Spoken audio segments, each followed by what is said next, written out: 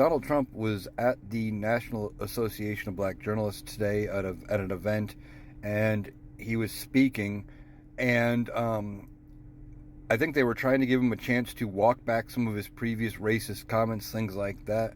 And he was talking about Vice President Kamala Harris. And he was talking about how he knew her indirectly, didn't know her that well, even though he has donated to her campaign in the past when she was running for Attorney General of California. But said he didn't really know her, but she was always promoting her Indian heritage, and now all of a sudden that she has turned black. And somebody should look into that. Really.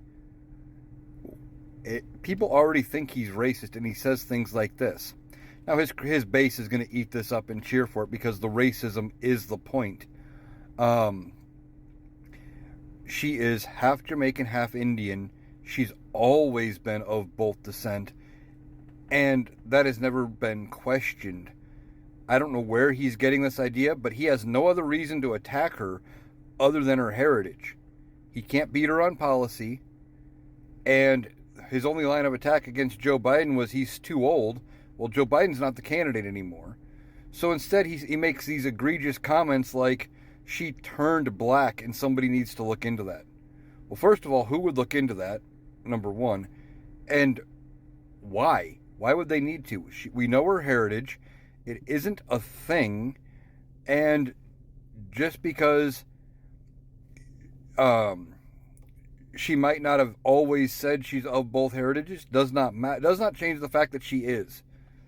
So only Kamala Harris can speak to her experiences living her life and as to what ethnicities she grew up with, what her background is, etc. It is not his choice to make and say, well, she turned black. Really.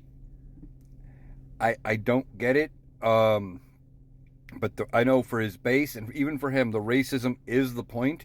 They're just becoming more and more open about it.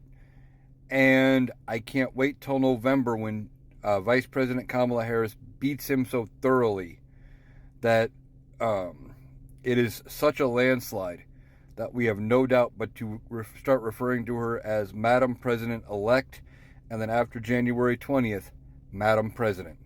It's going to be great. We need to beat these Republicans, these MAGAs, and win at the polls and let them go back and hide under the rocks where they used to be, because there's no place for opinions like that in normal everyday society.